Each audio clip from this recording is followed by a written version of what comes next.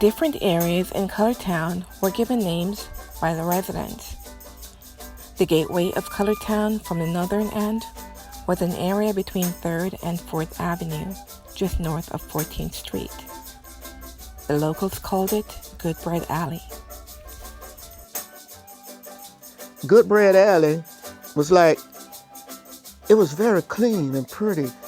We kept our neighborhoods grass cut, yard rake, and you see these designs they put on baseball fields sometimes that look like a checkerboard?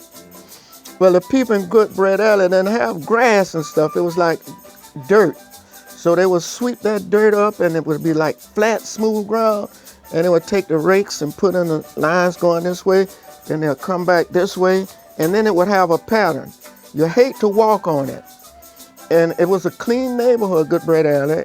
There are different stories of why it was called GoodBread Alley, but the most predominantly one that I hear from older residents that come and visit the archives is that it was called GoodBread Alley because the smell of bread that would be baked around these houses. It was not uncommon for a lot of the women to sell baked goods and, make money off of that.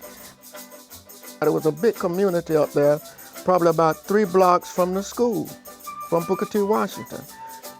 The GoodBread thing that name came up because they would cook cornbread, crackling bread, biscuits, potato pie, and cakes, and fried chicken. But that main thing was when they made that biscuits and cornbread.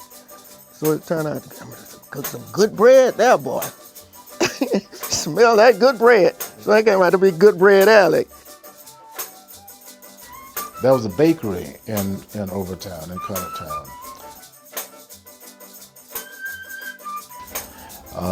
And every morning when they would start baking bread, the smell would just waft through Colortown.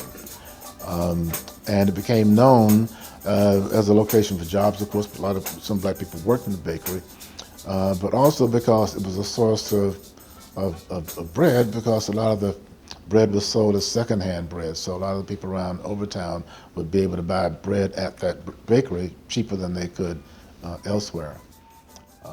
And GoodBread Alley was an alley close to the bakery that there was a collection of homes along that alleyway that became known as GoodBread Alley.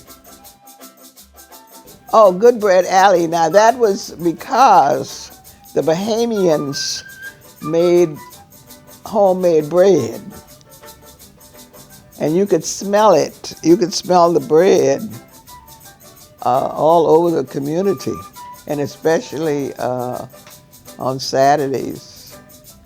They were making the bread for the rest of the week, and you could smell that bread, and it smelled good.